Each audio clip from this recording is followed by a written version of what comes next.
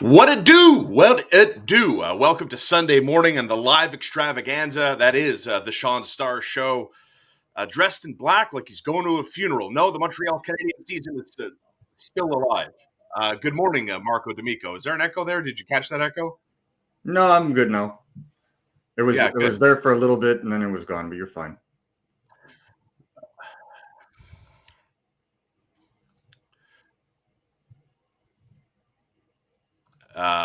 Lots to get to today on the Sunday extravaganza.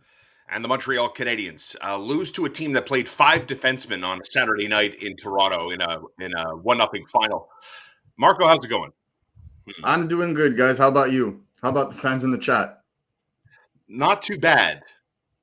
I'm getting a massive echo here, and it's driving me crazy. I don't know if you can hear that, if that's coming across whatsoever on the live stream here. I'm gonna get I'm good. this. A little bit of a setting issue today. My apologies for that. All right. Thank you for that. And now we should be good to go. At least I hope so anyway. Sounds fine. Good. A little bit of an echo here. See if we can get that all figured out for you. So the Montreal Canadiens go down in Toronto in a 1-0 final. Quick takeaway. I want to get to Martine St. and his kind of attitude and approach before the game yesterday. And sounds fine. Okay. So walk me through your takeaway quickly before we hear from MSL on what you thought from that game yesterday, Marco.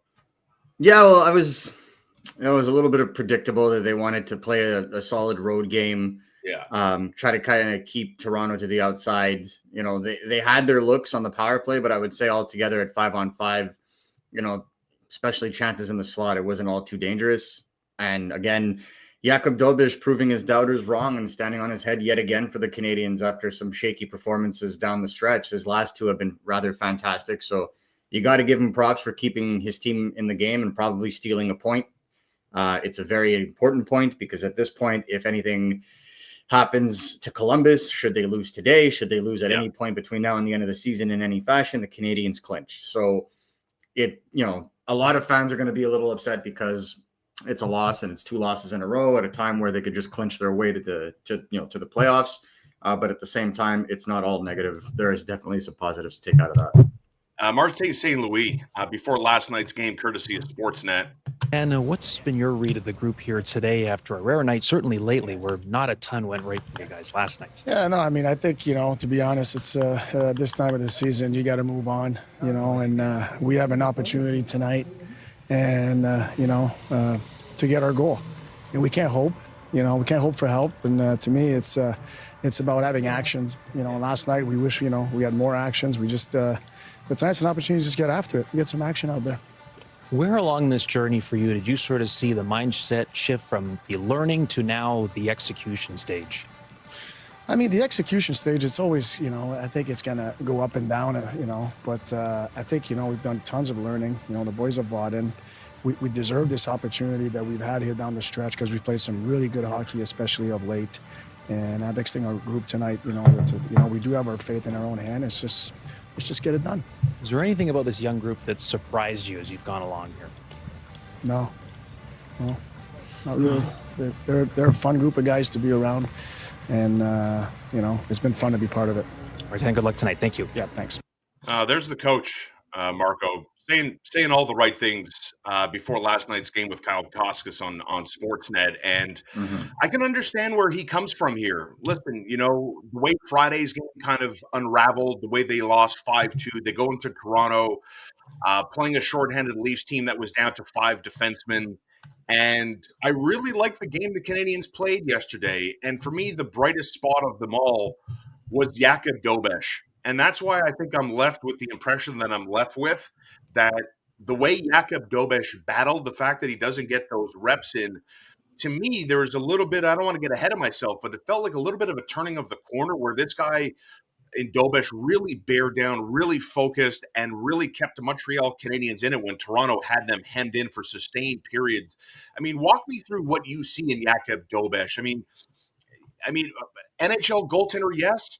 Number one goaltender battling for the net with Jacob Fowler. How far do you see this going? I mean, it's always really difficult to project goalies. I don't think many people thought that Samuel Montembeault at the same age would be the kind of goalie he is today. So it is really hard to kind of project unless you're dealing with like those blue chip guys, like maybe a Jacob Fowler, for example. So I think when you look at a guy like him, let's talk about the positives here. But I find in tight, he does a really good job of hovering over the puck and taking up as much space as possible. And if you saw it against the Maple Leafs love doing that little chip shot right to the side of each side of the crease. And I felt like he was explosive enough and he timed his movements well enough that he was able to block those with ease and then even, push them away or toss them to the side. So I always found that he was very active in there. One of the things, though, that has played against him a little bit is that sometimes he overcommits. Like he goes so far and then has to, like at one point there was a save that he made, which was brilliant. But then he went sliding back into his net. He did like a tilt-a-whirl almost to get back to the net. And all it takes is that split second to, for the opposition to claim the puck and just shoot it on net and you're out of position. Like you always have to have your eyes to the play as a goalie. Right. You cannot, unless it's behind you, and then it's your defenseman's responsibility to communicate. But if the puck is in front of you, you can never have your back to it. And that's, those are like, I would say, discipline, kind of experience things that will be tacked on to his game because it's something that was able to would fly in the NCAA and maybe in the AHL. But, he's bringing it down a little bit. That level of combativeness is more of a positive than a negative. You just got to reel it in. Yeah, well said. Marco D'Amico from the Rod Langway fan club here. Talked about I don't get all the panic right now. A home game against the lowly Hawks combined with the debut of Demidov has me excited, not nervous. Monday clinch party is on the way. Listen, Rod, from your lips to someone's ears, bro, I don't feel any differently the way this comment reads to me. Like I got people sending me Instagram DMs, Facebook messages, tweets in reply to our live stream like, oh my gosh, the panic. I'm like, okay, they were in it against Toronto. They lost 1-0. Like, I'm with Rod, bro. It's the Monday clinch party, man. It's all good. It's all good. I have my expectations, Marco, have risen to the point where I'm expecting them to lock it down on Monday. Clinch City. We'll see in Washington. Yeah. I think I would definitely agree that there shouldn't be any level of panic at this point. Yeah. Like Columbus has to win all of their games, including today. And a lot of people will be like, oh, well, they spanked Washington 7-0 yesterday. Yes.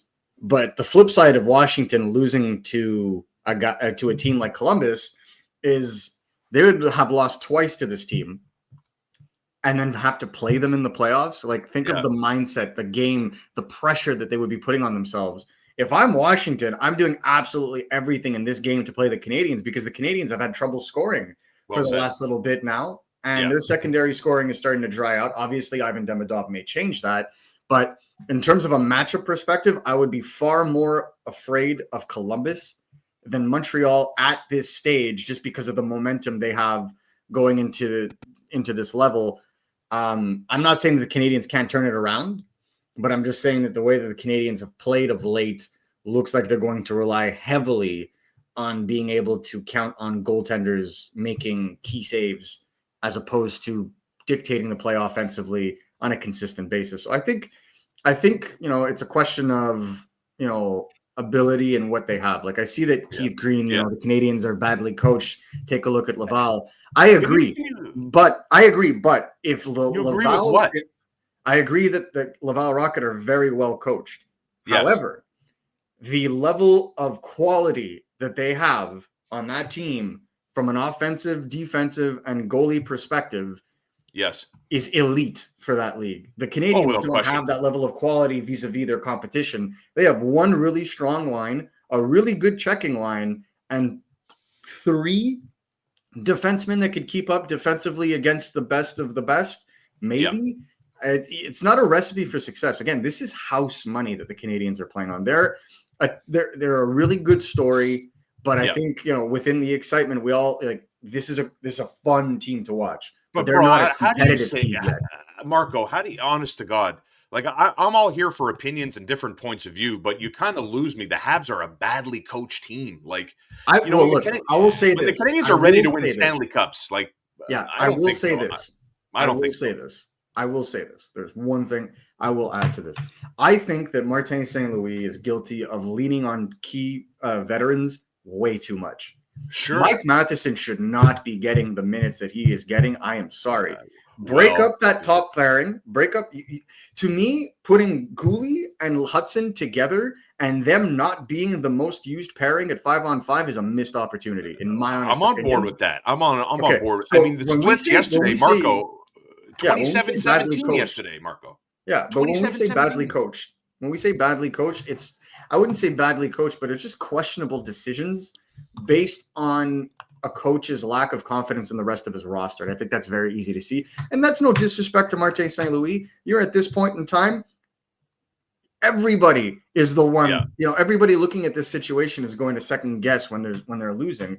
The only thing I will say is just, I think at this point in time, the effects of overusing the top line and the Carrier-Matheson pairing, you're starting to see them be tired. This is why they keep canceling practices, because these guys are gassed. And then those that aren't being overused, like Armia and Evans and Savard, are injured. And so this is where I think personally, like my honest opinion, they played their tightest checking game despite the shot count. They played their tightest checking game of the season. That was playoff hockey. So the benefit that you could take from watching the Leafs is that if they go into a playoffs and they need to lock down a game, then they can, and they're able to do it. And honestly, there were some penalty calls that afforded the Leafs significant amount of shots. So I wouldn't look at that. But we'll on that end, there's one thing. The thing that worries me the most is the ratio of shot attempts versus the amount of shots that actually get on net. And I think that's something the Canadiens really need to start looking at, because they don't have the skill throughout the entirety of their lineup, definitely on the first line, but they don't have the skill to start picking corners at this point of the season. Put shots on net. Dude, they couldn't even in that third period. Exactly. They couldn't even hit Lane Hudson. Josh Anderson was just... Hope for rebounds. Just get it through. This is the thing, right? For everybody that remembers a guy like Craig Rivet. Craig Rivet used to take shots all the time from the point. They always got blocked, but at least you're trying to get shots through so that you can cause some sort of chaos. Because when you have a goalie as technically sound as Alex Stolarz, the thing is you got to create chaos in front of that net. That's playoff hockey. You're not going to be able to come in down the line and start picking corners when you're being tightly checked and you got a guy on your shoulder. And again, I'm not going to pretend to tell superstar hockey players how to play. But when I see this, it's just an observation that in the playoffs, getting shots on net is almost as important as entering the zone with possession, because it continues that chaos. It continues that motion, and it keeps the opposition on their heels. The Leafs, despite playing with 5D, did not seem like a team that was on their heels, because everything was always controlled.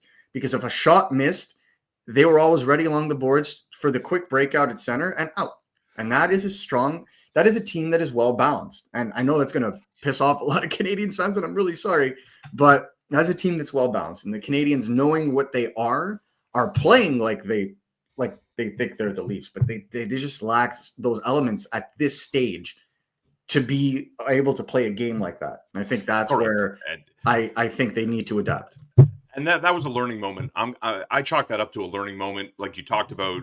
It definitely had the playoff vibe to it. It had the playoff intensity to it. I like the way Montreal ended that hockey game. Listen, I think we all watch the same team, and we can all watch the same kind of takeaways. The starts are slow, and it was funny too, because we had a Masters watch party in the West Island yesterday with a bunch of listeners, and it was funny. We were talking about the Habs and Leafs game, and we kind of all had the same opinion, and lo and behold, that's what happened. I think we all wanted to see the Christian Dvorak line start that hockey game, and that's what happened to start the game, just for a little bit of a message, tone sending or whatever. And I thought Caden Gooley did a phenomenal job. Bobby McCann getting tossed around, John Tavares getting flattened, and good on Max Domi for stepping up and challenging Caden Gooley. And Caden Gooley, my first reaction when I watched Caden Gooley fight Max Domi was, why are you fighting Max Domi? Like, you're the guy that shouldn't be fighting. But I love and remember, Cole Caulfield was asked about him a while ago, And what did he say? He buries people, and he was burying Leafs yesterday. It's a shame, and I'm not sure why the discrepancy was so big between the Mike Matheson struggled tremendously in his own end yesterday, and the fact that he got 10 more minutes than Caden Gooley, back to the earlier point, was, it's that 5 minutes for fighting and the penalty kill. Exactly. That's basically what it is. Yeah, totally. So and it wasn't like that Columbus game where Buddy got the 10-minute misconduct and went back up on the ice. Exactly. Give him a 2-minute penalty for being an illegal player on the ice. That was great. I think one of the things that, from an observational point of view, Caden Gooley is not at 100%. And I absolutely agree with Ryan McDonald here. He is going to be a playoff beast. Agreed. For those that didn't have the pleasure of being able to watch Caden Gooley in junior, he won the MVP in the WHL championship run when he played for the Edmonton Oil Kings, and he was absolute dynamite at both ends of the ice. My only concern is he's not at 100% right now and should not be fighting. And if he has to fight, then there is absolutely no point in having Michael Pezzetta in your lineup, especially when Emil Heineman is right there. What a bad penalty Pezzetta took again. I mean, I don't get emotional when I watch games, but when I saw him dragging on, I forget whoever the Leaf was, but he's holding on to him in the defensive zone. I'm like, Pezzetta, why are you even playing? Is Emil Heineman hurt? Why is Pezzetta playing? No disrespect to the player, but this team is trying to clinch a playoff spot for the last 2 games. What's your take? What's your reaction to the strategy behind Pezzetta staying in? The Evans, Armia, and Heineman line, really did well at the beginning of the season, and then obviously Heineman got hit by a car. So that kind of puts a damper on some stuff. Did Pezzetta hit him? I mean, no. Pezzetta played less than 5 minutes, by the way. Jeez, could you imagine? No. But what I think, they're trying to reward Pezzetta because now he's obviously not going to play a game with Demidov coming in. But if he does, then we really have some questions to ask. But an Emil Heineman not playing in a game like that where they needed speed up the wings and physicality. I mean, you can thank Pezzetta for being a professional throughout this entire season, but at a certain point in time, you need to do the right thing. Yeah. I agree with Rod on this one too. I think the biggest problem that we've seen with Caden Gooley throughout his career is that he doesn't protect himself. Never mind in a fight, but just on the ice in general, he very much leaves himself open. So it was very fun to see him be the guy that dishes out the hits for once. And I think for all intents and purposes, when it comes to playoff success, we saw far more positives last night than negatives. The only thing is they got to get that offensive. They got to get the offense going. And unfortunately, in the playoffs, a lot of offense comes down the middle, and that's where, in my honest opinion, that's where the Canadiens are weakest. Welcome to Silver Paw Dog. You can find them online at silverpawdog.com, proud sponsor of the show. Everything Pet Warehouse Sale, where part of the proceeds go to benefit the SPCA West. And that means you're saving up to 80% off on jackets, collars, coats, sweaters, treats and toys, beds and supplements, as you see.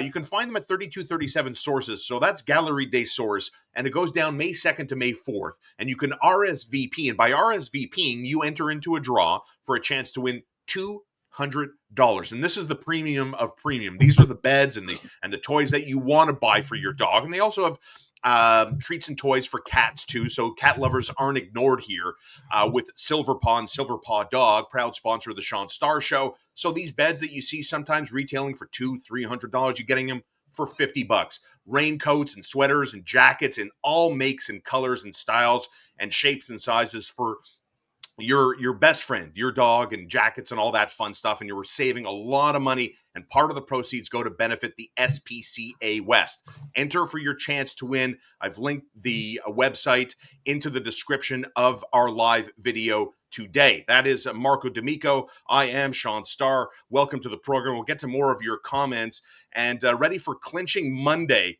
at home against the Chicago Blackhawks. Why? Because this man... Oh, Demi!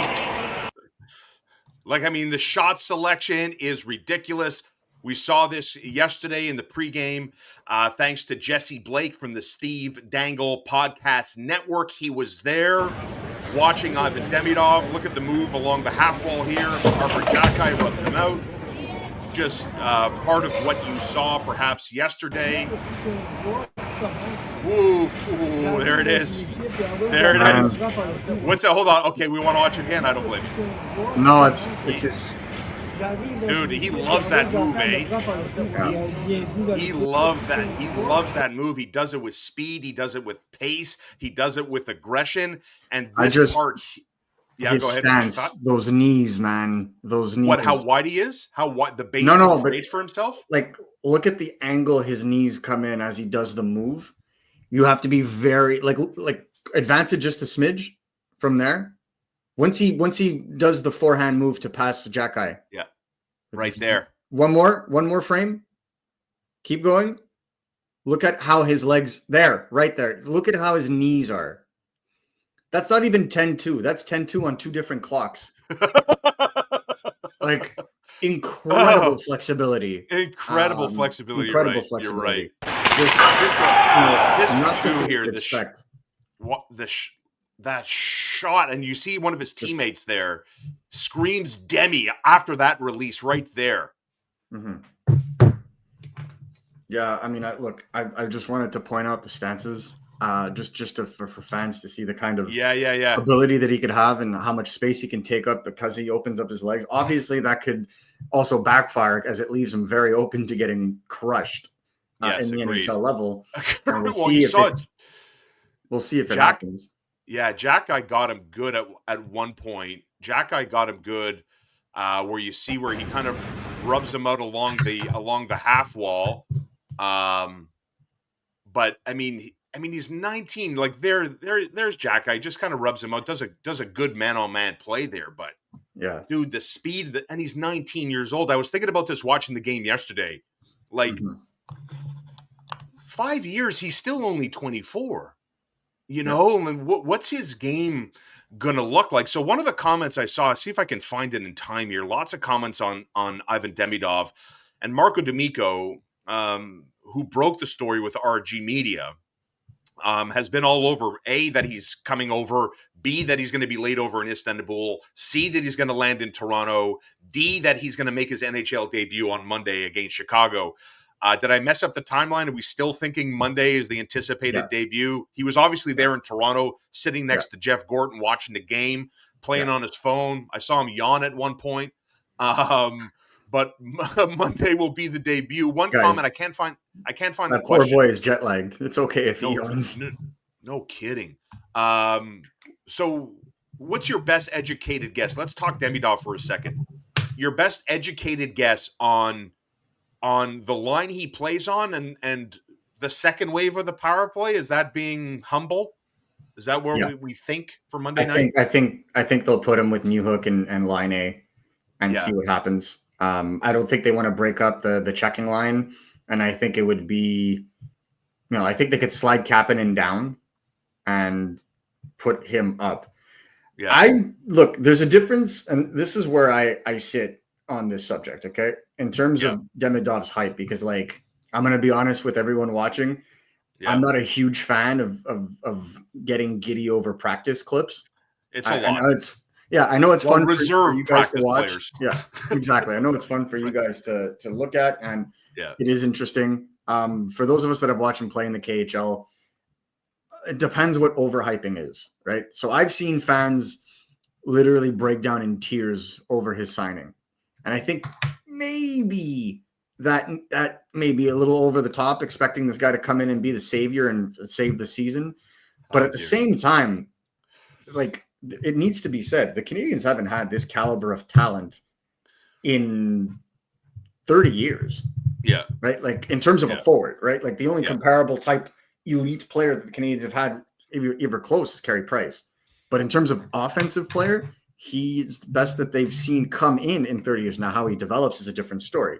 But anybody expecting him to come in and be a superstar right off the bat, like I've heard certain outlets, on the periphery say, I think that's really unfair for this player. He's just here to get his feet wet because his real game starts next season, right? His real push starts next season. This is all about acclimatizing. And so if he doesn't score a hat trick in his first game, heck, even if he doesn't score a goal in his first game, like, it's all good. It's just about him just getting his feet wet. But what he provides to this team, at least to start, is secondary scoring. Mm-hmm. It's good level of secondary scoring. Having him with a line A gives line a true blue setup man for his trigger shots at 5-on-5. We've been seeing line A score more and more at 5-on-5 because everybody sees him coming on the power play. And that may be something that they need to look at in terms of shifting around what they do. But when you look at a player like Demidov, it's the unpredictability. And I think people need to understand this from a coaching perspective. So at the NHL level, when you're about to play a team, especially at this junction, you're looking at a lot of tape on a player. There is no tape on Ivan Demidov. And I think that's the key, right? Like, no one knows what to expect from an NHL matchup. You can look at KHL clips, but more often than not, it's not comparable in terms of defensive structure. Most of the arenas, if I'm not mistaken, play on NHL ice now, especially SCA. So it's not a question of space anymore. It's not a question of timing anymore. It's just that physicality and being able to make space. But he's as slippery as they come. So those instinctual skills that he has, I think, are very transferable to what he can do. So again, I think he can be a drop-in top 6 player for the Canadiens. Yeah, I'm not expecting a guy that's going to be scoring, at a 100-point clip, scoring 5 or 6 points between now and the end of the playoffs. Like, it's just a question of getting him in. The Canadiens' existing core is who needs to, is who needs to be able to take this and move forward.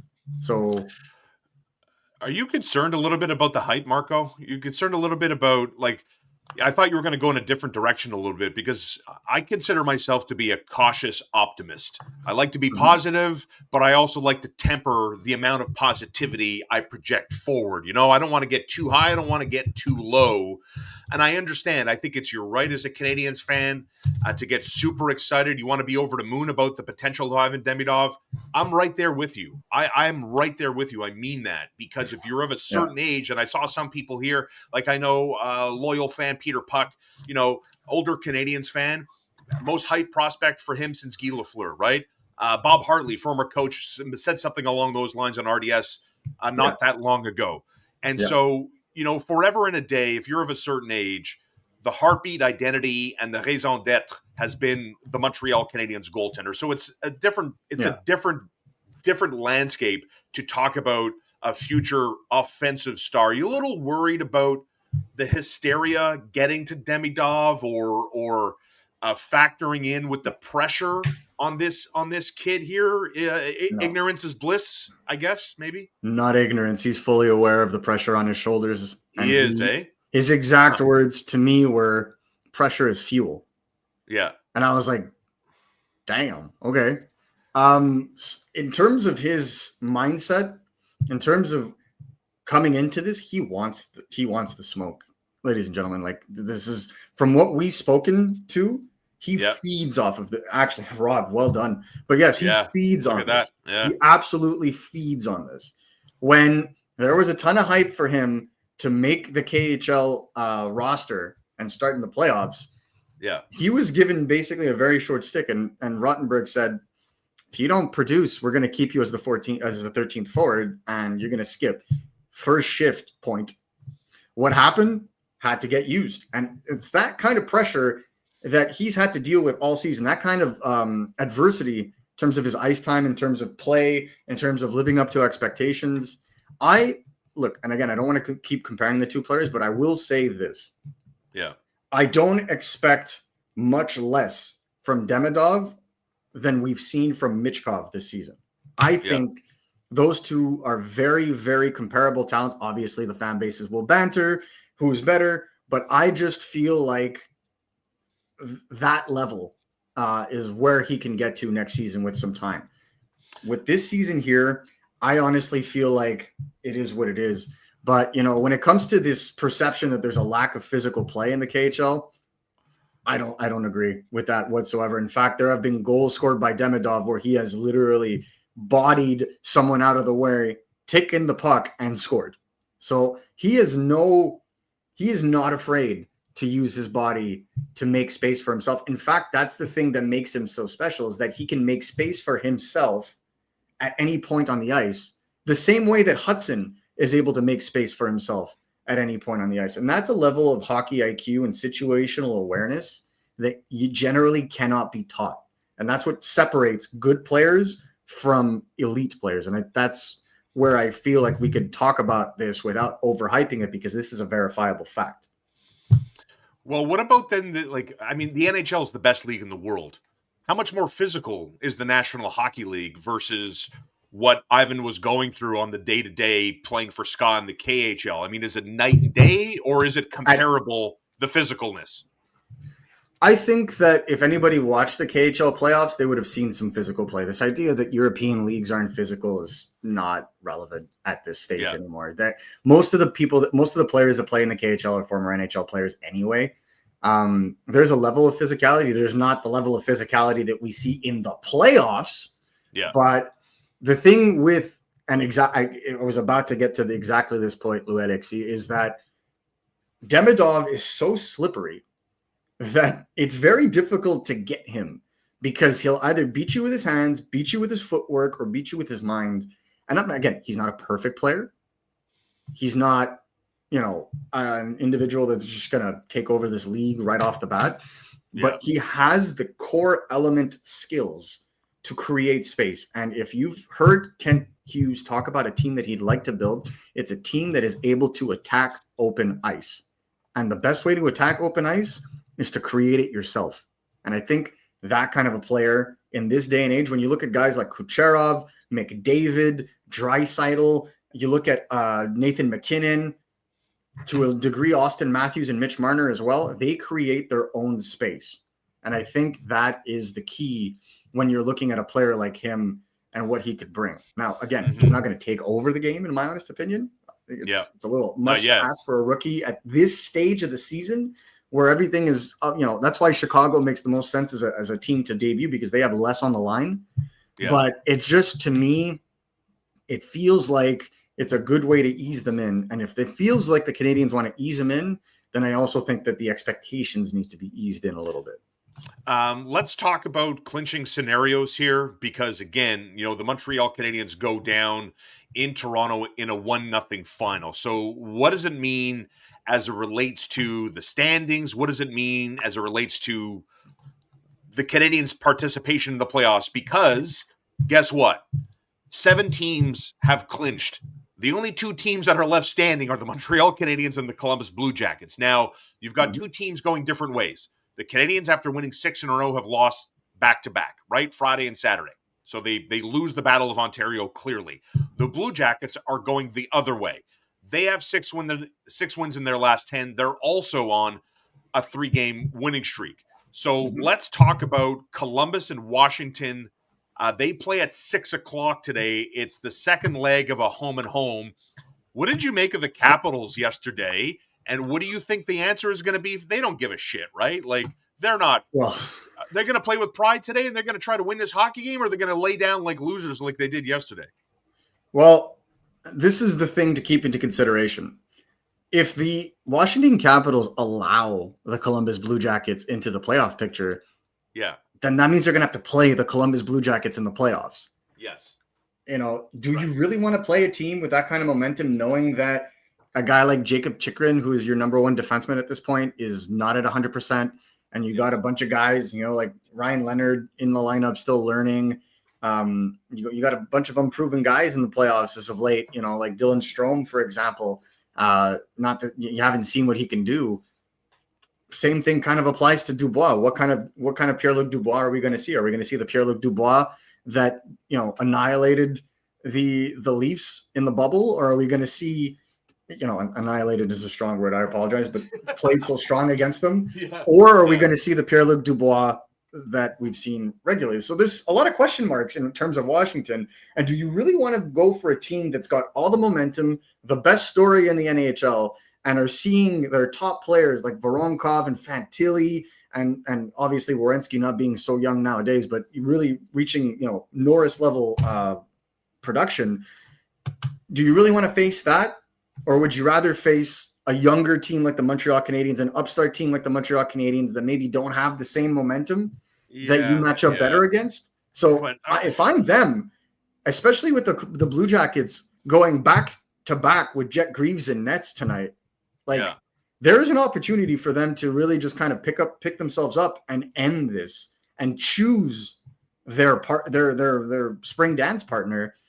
I would be very concerned if and more so, like, it creates the clinching party for Monday, as you call it.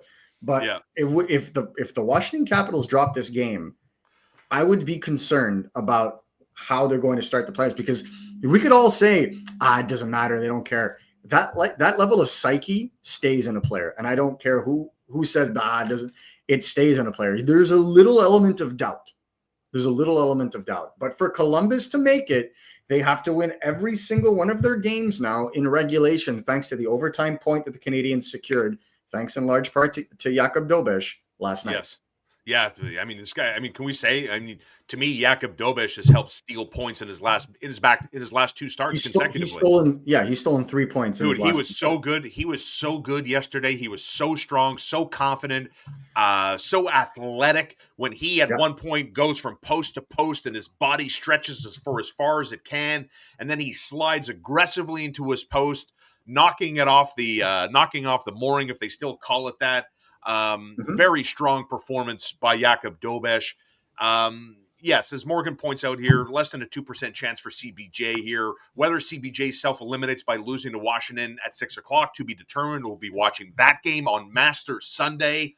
Marco, can I get a reaction? Bryson versus Rory for the green jacket today. I mean, is the inner sports fan in you at all excited about Sunday at the Masters? I woke up nervous, brother. I woke up nervous. I looked at my wife. She was lying in bed next to me. After I tell her, I said, aren't you so lucky? You ever realize how lucky you are? You get to wake up next to me every morning. And then she smacked me. And then I said, I'm so nervous. She goes, what are you nervous for? I said, it's Rory versus Bryson Sunday at the Masters, bro. Can I get a reaction? Please. Go golf, I guess. Go golf, I guess. I'm sorry, guys. You can't be looking at the least fanatic person when it comes to the sport of golf to be watched at as a spectator. I would rather play golf and look terrible at it than watch golf. My 2 cents. I'm on board. Listen, I'd rather play than watch too. And I think you nailed it, bro. You nailed it. I've been to the President's Cup twice. I've been to live PG. I've been to Augusta National. And you know what? When I was at Augusta National and I was at the President's Cup to watch Mike Weir and Tiger Woods battle at Royal Montreal, you know what I said to myself? I said, I want to go home. I want to watch it on TV. It's so much better on TV. So the playoff clinch party, we are ready to go on Monday against Chicago and the Ivan Demidov breakdown. We are obviously ready for that. Let's talk about Jacob Fowler's pro debut. There's another scoop in the feather in the cap of Marco D'Amico. We knew this days before it was finally announced that Jacob Fowler was going to make his professional debut. And we know the Laval Rocket remained the top team in the American Hockey League. They clinched the North Division. They handled their business Friday, and they throw Fowler to the net against Syracuse in a 2-1 win. I mean, the team he has in front of him, that is a very, very deep, talented, very tough to match up against. I mean, Syracuse could not break down the Rockets' defense, to an earlier point made by a viewer this morning. I mean, this is a well-coached, this is a very deep Laval team. I mean, the expectation's rightfully high. Is that fair going into the playoffs for Laval and Pascal Vincent's team, Marco? Absolutely. You would expect this team to go deep into the playoffs. I mean, it's just a question of health on defense. Right now, Adam Engstrom is carrying something. David Reinbacher, from the news that we've received from the Montreal Canadiens, is traveling with the team. Yes. Nothing is structurally wrong with his knee. He just injured it, or he injured something on the lower body that may be connected to it in his last game, and that's why they've been keeping him out, because they want him to be ready for the playoffs. So nothing necessarily to worry about, but obviously I understand fans that would like better communication in that regard.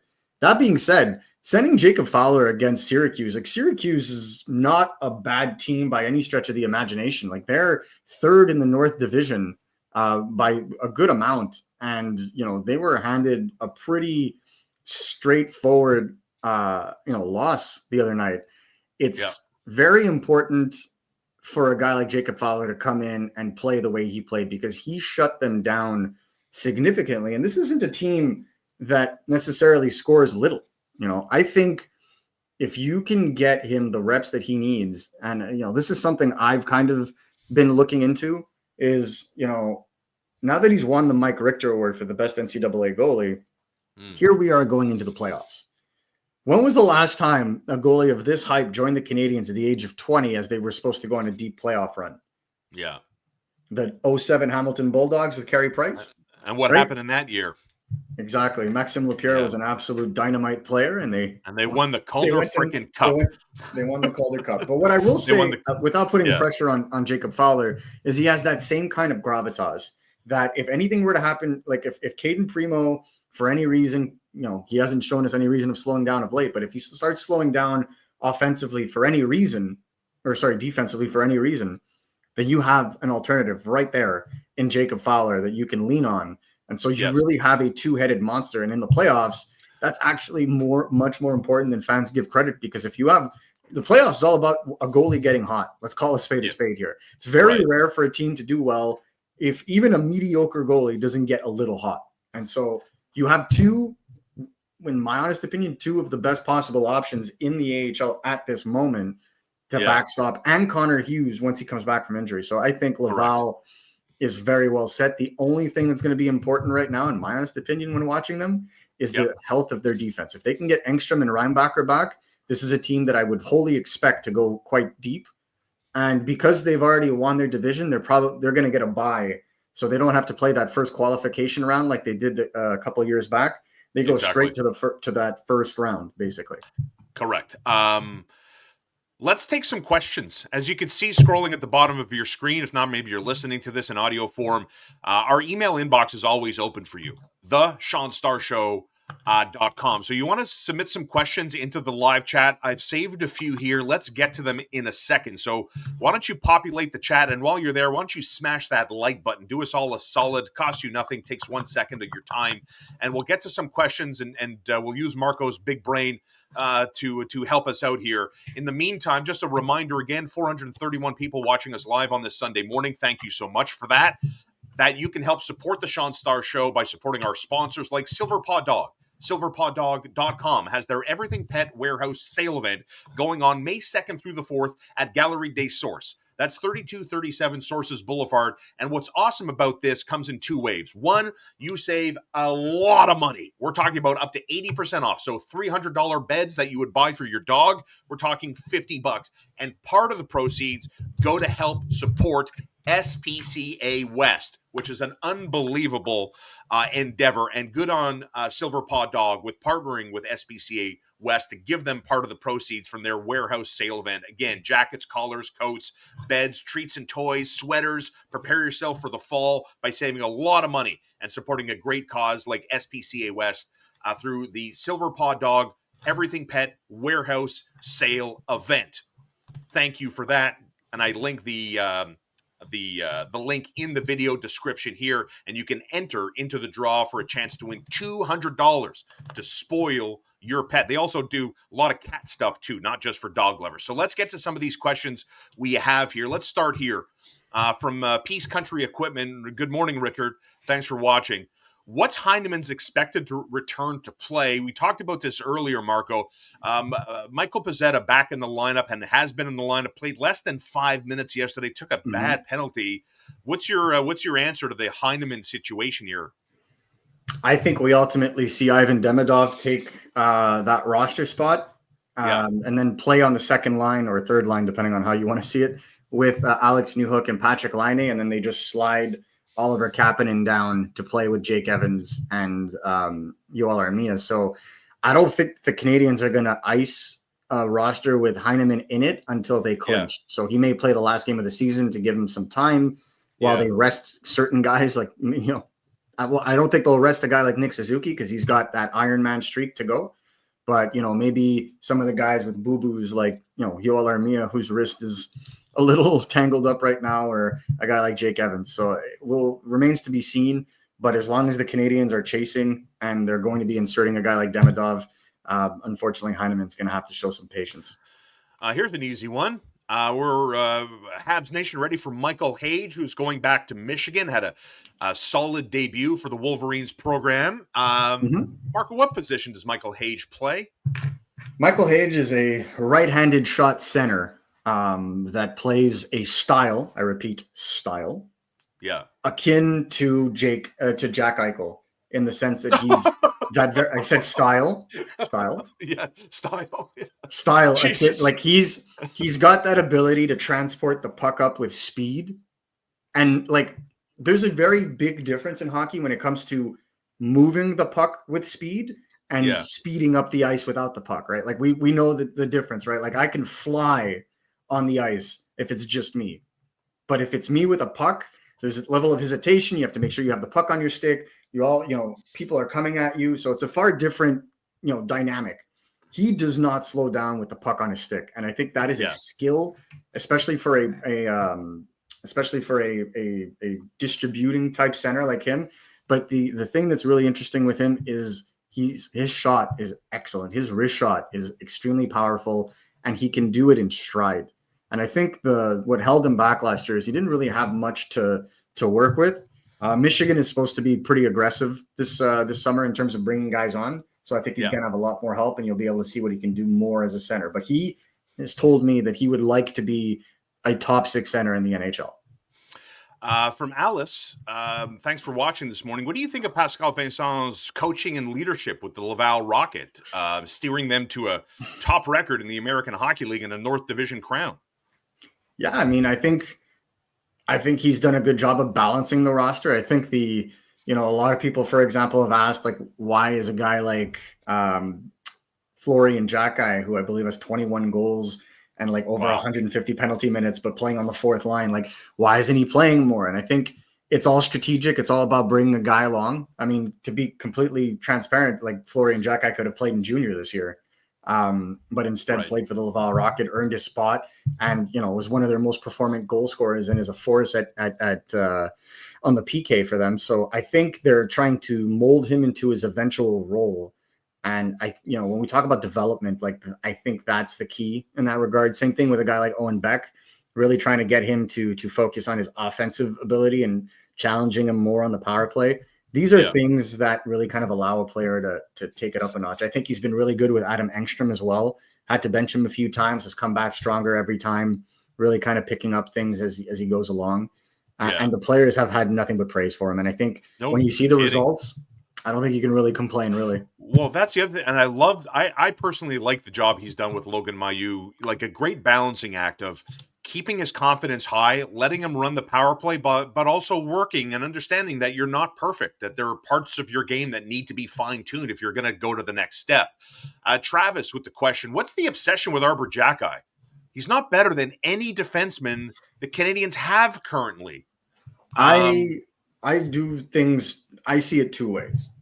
I don't think they have a role for a guy like Arber Xhekaj because they haven't really we talk about development and molding him. Arber Xhekaj is a defensive defenseman first and foremost, but I feel like, and the style of play and the expectation from him is to be this uber physical, punishing defenseman when the priority should be gap control, should be an active stick, should be a good boxing out strategy, like we just saw him do here against Ivan Demidov. I just feel like doing that, using his size more, and he has used his size more and more and more. Right there. The only That's good. problem is it's a numbers game. And when you look at the style of play that he brings right now, it's a three-man situation for that bottom pair. And the reality is Jaden Struble has played too well to be taken out of that lineup. Agreed. He has. It's unfortunate for a guy like Arber Xhekaj. It's very fortunate for Struble or the Canadiens. And then the reality is, no matter how much he's slowed down, they're not going to take a guy like David Savard out of the lineup at this stage as they're chasing. They should if they clinch. They need to give him time to rest. But at this point, you cannot afford to play with one right shot defenseman in your lineup.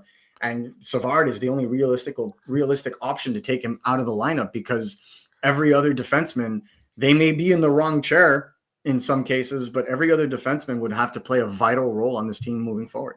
Let's get to some more comments. Thanks for all your questions. We're wrapping up the live version of the Shaun Starr Show. Again, a reminder, live content Saturdays and Sunday mornings. And DeMarco and I, we're going to try something different this week. Obviously, we're going to get you ready for Ivan Demidov's debut on Monday. We're going to react to that on Tuesday. We also have some interviews scheduled. We hope to be able to finalize those. And then we'll get into some more finer details. In particular, Nick Suzuki, is he up for individual hardware?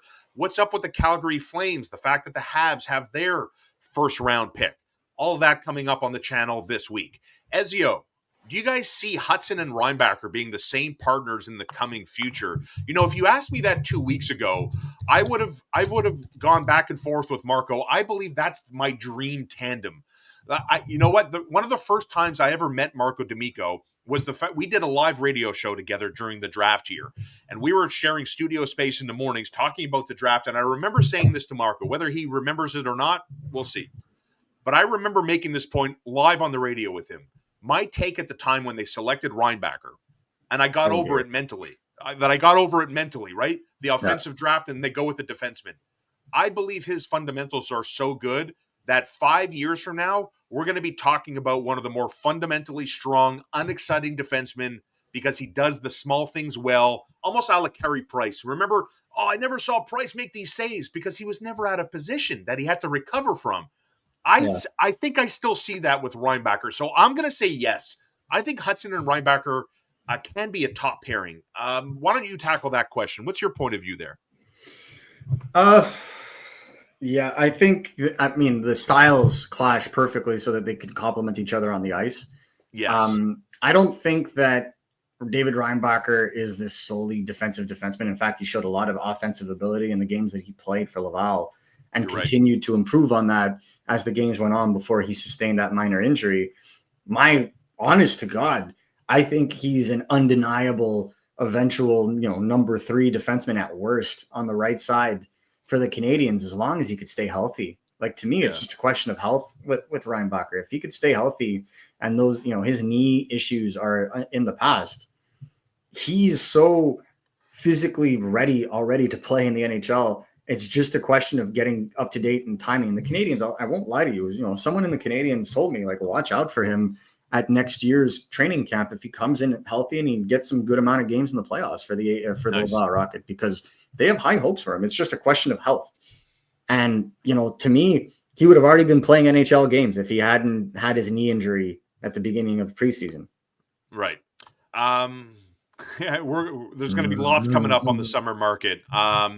Mitch Marner, the overtime hero, after Nick Suzuki got cross-checked and lost his stick. Can I get a quick reaction there? There was part of me that thought, did Suzuki have to go back for his stick? Did that have an impact in the overtime winner at all there? Look, I mean, if you really want to microanalyze it, I feel like Suzuki went for it and then did the low percentage play of trying to get the shot back as opposed to wiring it around. And I can understand it. You're in the moment. You're trying. You're tired. It's fine. I'll let it pass. They got the point. It is what it is. What I will say, exactly. What I will say about Marner is I would put the chances of Marner signing with the Canadiens to 0.00001%. What odds are higher? The Canadiens win the Stanley Cup or the Canadiens get Mitch Marner? Which odds are higher? Canadiens, like, higher as in, like, what's more likely? Yes. Canadiens win the Stanley Cup. I agree. and not to be disrespectful, because it is a really good question, and it is going to be a question that's going to be on everybody's mind till Toronto eventually gives him that $14 million contract. Yeah. But I think, with a guy like Marner, how much more, like, he obviously a game-changing talent, but would it be redundant on a team that already has an Ivan Demidov coming in that's supposed to be that style of player, as well as a Cole Caulfield? Like, Marner is an excellent regular season player. A lot of the issues have been what has he done in the postseason. If you're trying to build a postseason team and you're throwing $14 million at that guy, when you have a Demidov to sign, a Hudson to sign, it's just not the right time and it's not the right position. Right. Marco, Marco, we have a shit ton of questions. Let's go. I have so I'm many. here. So let's try to get some rapid fire going here. Morgan, question for Marco. Why is it so hard to score in the KHL? Aren't Russians known for their flashy offense? No, the best ones are. You also have to keep in consideration that the KHL is not simply littered with Russians. There's a lot of Canadians, a lot of Americans playing there. You know, there is a higher threshold for goaltenders in the KHL in terms of excellence compared to the NHL. It's not. It's in terms of like quality of offense to comp for goalies are far better in the KHL than they would look like in the NHL because the level of offensive competition, like again, a 19-year-old was one of the top 5 players in that league this year, right? It's not deep enough, right? It's not deep enough, but there's a reason why Russia has been producing the best goaltenders in the world, however. And that speaks to itself. We've tackled this question a few times. Let's do it one more time for Invert. How do we feel about Montreal playing Demidov? Marco had this story last week. So we're pretty confident that he'll make his debut Monday. And where do you see him in the lineup, Marco? I think the Canadiens are going to either try to play it safe and put him with Jake Evans, which will probably get half the fan base to groan. But my personal take, if I were the coach, is he would be playing with Line A and U-Hook on the second line. Will Arbor Jacki be a Hab by the end of next season? I say no. My 2 cents is if the Canadiens go off and try to trade for a bona fide number 2 center or acquire a top 4 right shot defenseman, I think Arbor Jacki will be one of the first players that teams will ask for. I like this question. It's a good question. Thank you, Sheen. On line number 2, who's going to be responsible for zone entries? Will it still be Newhook, or will Marty push for Demidov to control zone entries? Great question. What's your opinion, awesome question, and I think it's a little bit of both. Question. It's a little bit of both. He's going to give him the Lane Hudson treatment, isn't he? He's going to ease him in, right? Yeah, exactly. And the thing is like, play your game is what he's going to say. Like, just go out there and play your game. And in the conversations I've seen with Martine St and the players, it's always been like, do what's natural, and then we'll work around that, and we'll integrate you within our strategy. I think that's exactly what's going to happen with a guy like Demidov. Like, Demidov doesn't have Newhook's top end speed. I think very few people in the NHL are able to enter the zone with that level of speed. I know he's not the greatest goal scorer. I know that he's not, like the top 6 player potentially that many thought he would be. But in terms of entering zone entries and entering the zone with speed, Newhook really has that skill. So I don't necessarily think you need to take it away from him, but having another player on that line that could potentially do the same thing creates a level of unpredictability. And right now the Canadiens are very predictable. Bro, Alex Newhook is he's my new Scott Gomez. So fast, can move around, but at a third of the price. That's it. Draco asks, is there a chance we see Fowler with the Canadiens at some point next season? I think yes. I think he gets a game. I don't think it would be out of the realm of possibility. You never know with injuries, knock on wood. And, we've seen the Canadiens, like, for example, last year, call up, Logan Mailloux to play the last game of the season as like a, thank you for the strong play in the AHL. I wouldn't, at one point or another, they're just going to want to measure where he's at in his development and then send him back. As long as there's not too much yo-yo, I think it'll be just okay. Daniel, trade, free agent, or offer sheet, your ideal target this offseason for a 2C for the Montreal Canadiens? I would stay away from offer sheets. I agree. I've been told it's not going to work this year. Well, it depends on the team. Watch out for Winnipeg and Gabe Vilardi. Watch out for Winnipeg and Gabe Vilardi. That's all I'm going to say. That looks like a combination that would be brewing. I think the Pittsburgh Penguins may be aggressive in that regard. The only thing I'm going to say is it's very risky to give an unprotected, because these are all unprotected picks that you're giving, and they're your own. You can't give anybody else's. You're giving away an unprotected first at minimum for an offer sheet. And if it blows up in your face, the 2026 draft not only has Gavin McKenna, it has a couple of really top level players that I think would all go first overall in this upcoming draft.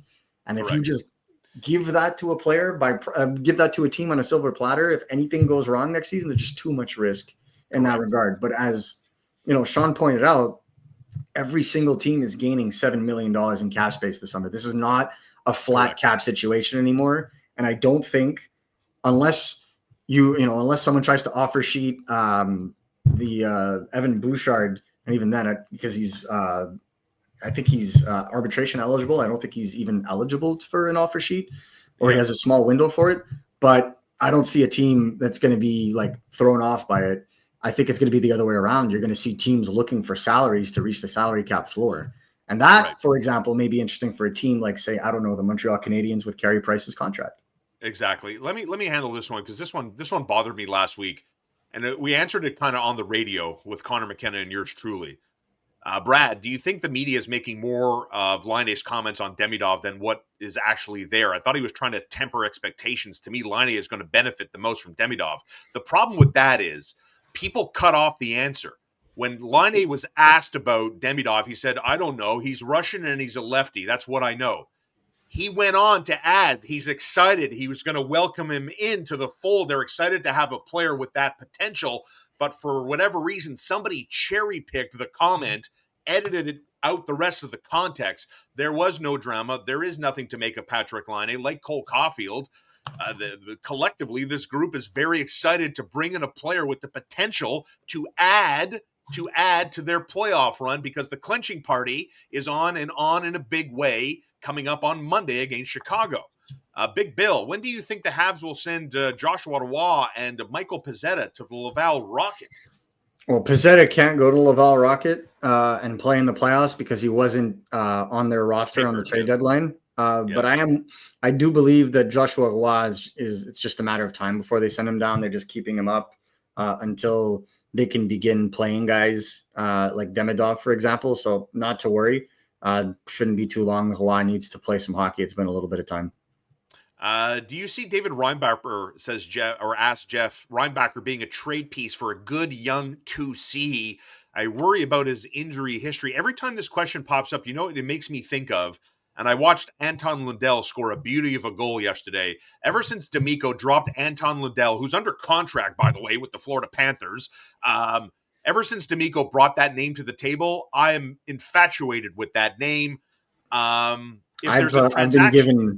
I've been given information that's not, he won't ever be an option. They would rather let Aaron Ekblad walk than have to trade away Anton Lundell. Oh boy. By the way, one quick footnote: for the fourth year in a row, it's Oilers Kings in the first round of the playoffs, and Matthias Ekholm's season is over. Done. Yikes! Exactly. Yikes! Yep. So and let us remember that the Edmonton Oilers traded their 2025 first round pick to the Philadelphia Flyers just so they could select Sam O'Reilly with the last pick in the first round of last year's draft. Oh my gosh. If they get out early, they didn't win the division. So that pick may actually be like 21, 22, 23. So that's a pretty good return on for the Philadelphia Flyers, who would have picked at 32 had they not in 2024, had they not traded it to Edmonton. So it's going to be very interesting to see what the Oilers do, because Matthias Ekholm was their MVP, in my honest opinion, on defense. Mr. Niles, line A plus for Lafreniere. Do you think the Rangers want out of Lafreniere's extension? You want to bring the pride of Saint Eustache back to the greater Montreal area, Marco? It's not happening. For line A plus. It's not. And if the Canadiens are looking for plus in anything, it'll be in key positions. So a center or a top four right shot defenseman. I don't think they're in the market anymore of going to spend a big time on wingers. And that, to me, I don't also see the point for the Rangers of going to get a guy like Laine. Like, you signed Lafreniere. He's having a bad season. It's low. Like, you're already selling low. They're trying to trade guys like Chris Kreider instead. It just doesn't make sense to me. And the style that Chris Drury plays, like, people need to remember, next year is the Rangers' centennial season. They're not making lateral moves. They're moving up. And if they keep their first round pick, right, because it's top 13 protected, I bet anything that pick is going to be in play for them to improve their roster. You know what I heard? I heard that the way the Rangers treated Jacob Trouba, that was the torpedo that sunk their ship. Oh, I can confirm. That and what's the message has been lost in the room when it comes to Peter Laviolette. Unfortunately, Correct. I don't think his time is very long there. Correct. We got some Elias Pettersson answers to whether or not I can't find it. I'm just getting flooded. I'm just getting flooded with questions about Elias Pettersson. Can we see Ken Hughes put together an adventurous package for Elias Pettersson? I think I like the way that fans are thinking in terms of aiming high. Yes. I don't think that he has the character that Kent Hughes would want. Yeah. In my honest opinion, I don't think he's the assets that you're going to have to pay. Like, keep in mind, ladies and gentlemen, that Vancouver wanted a deal starting with Noah Dobson, who is a top pair right shot defenseman in the prime of his career. They wanted to hit him plus, and they really like Brock Nelson. I don't think he fits the mold in terms of the style that this team wants to play. And I think what's the mold? Like, when I think Elias Pettersson, I think I don't know if he's hard enough. Is that what you're saying? Because that's what I think. That's what I think as well. Okay. However, it all depends on price, of course. But I am telling you that they will not trade a guy like Elias Pettersson if they don't have a top 6 piece. Like, this isn't like JT Miller. He has no trade protection. They can do whatever they want with him.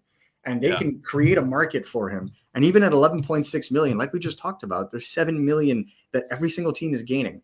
You want a team that could potentially make a play for a guy like Pettersson that wouldn't hurt them? The Anaheim Ducks have all the capital, all the cap space, all the room. Yes. That's a team that can make a play for him. Dude, whereas a team like Montreal, go ahead. The team like Montreal, I don't think it really fits what they're trying to build.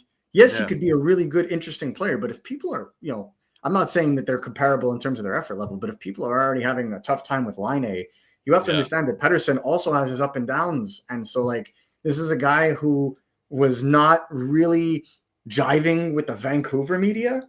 The Vancouver media is like 30 people.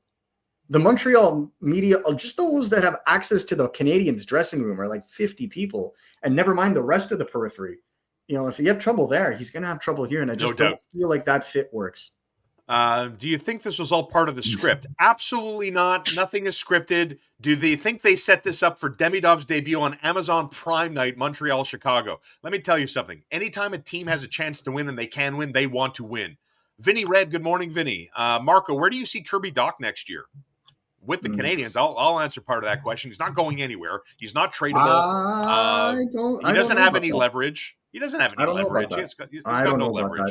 Every single team in the NHL is a sucker for two things: a big right shot center. I agree with that. And an up and coming cheap right shot defenseman. Every single team wants it all the damn time. I'm not saying they can get a lot, but if you're making a package for a 2C and you want to give them a body to work with on top of the futures that you're giving them, he's an option. I'm not saying that he's gone. I agree with you. I put it at 60% traded, 40% not. Right. Frank LeBlanc is ready for Ivan Demidov action. Looking pretty good, man. This guy's shot is I mean, just that quick release. His teammates are screaming Demi. They're screaming Demi. That nice release, good follow through. Get ready. Let's go. You talk about Demidov's shot, like for those that haven't been able to watch him in the playoffs, and this is why I appreciate the wide camera angle, because we could actually talk about like body position, but he has the ability to look at that, almost corral a puck in motion. So it's almost like a sweeping motion. And what it does is that when you pull the stick closer towards you, you see, it changes the angle ever so slightly, and it could take a goalie off base, because the angle may be off by maybe 5 to 10 degrees. Exactly. And that's so important for a sniper in hockey. Point. It's so important for a sniper. I remember it just changes the dynamic. Austin Matthews in an offseason asked by a member of the Toronto media, what'd you work on? What'd you work on? What'd you work on? And his answer was, and I've heard this for years, right? And this is to your point. That's why I think it was a great point that you brought up. Release angles, trickery, getting goaltenders off there, because they're studying you as much as you're studying them. So they pick up on your habits. I remember talking to Cole in 2020, And the first thing he told me was, you know, one of the arts that Matthews has perfected is that it's almost like a toe drag shot. And it's in the same motion of it, in the sense that you pull the puck closer to you, but because the lower hand is closer to the body, the release is harder to predict because it can come at any point within the lateral motion of pulling the puck towards you. And it just creates chaos. And I feel like Caulfield, Suzuki can do this quite well as well. But I just feel like one player that could really benefit from learning how to do this, and this may be something that may require him to have a shorter stick, because I think it's a little too long, is Juraj Slafkovsky. Juraj Slafkovsky, he's turning. You know, there were a couple of moments last night where I wanted him to drive the net or take, you know, like from a basketball perspective, like drive to the net, get there, take control. Do you find that he defers too much, that his tendency is defer to find a teammate? I mean, his passing skills are very good. Like he can find guys, but I mean, the frame that he has, and when he occasionally gets mean. To me, you know? I think the biggest need for Slafkovsky is to spend the summer in Montreal and really put in like double takes on his explosivity. Who should he watch, Marco? In terms of big bodies that use their speed, I really like Rupe Heinz in Dallas. I think he's phenomenal. I think, sticking to Dallas, I think Mikko Rantanen is the perfect comp and always has been his comp. So just being able to use that size and just be involved and do your thing, I feel like that's the key. When it comes to him trying to be like Brady Tkachuk, I agree with a lot of players. That's a state of being. Brady Tkachuk was, you know, a pest his entire life, and nothing's going to ever change that. Slafkovsky, to me, doesn't really have that in his game right now. And I don't know that you can change a player's entire persona to do that. It reminds me of when the Canadiens tried to turn Latendresse, who was more of a finesse big guy, into a power forward, and it just never really kind of jived.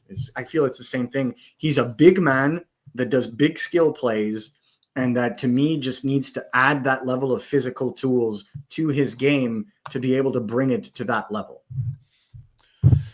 Kirby Dach's going to be worth a first rounder at the trade deadline.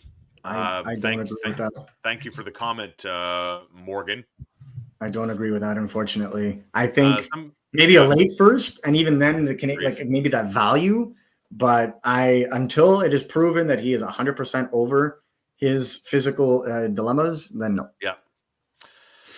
And I agree. I think this is a good point. I'm a big buyer of that, you know, as a passionate golfer, I will always subscribe to the idea that playing with better players makes you all around better. You see their habits, you see their composure in good and bad times. And I think there's definitely a way to learn from that. I mean, I think Hudson, go ahead. Hudson's a good example of that. I think Cole Caulfield's a fantastic example of that. It's no surprise that he took off last season with 65 points.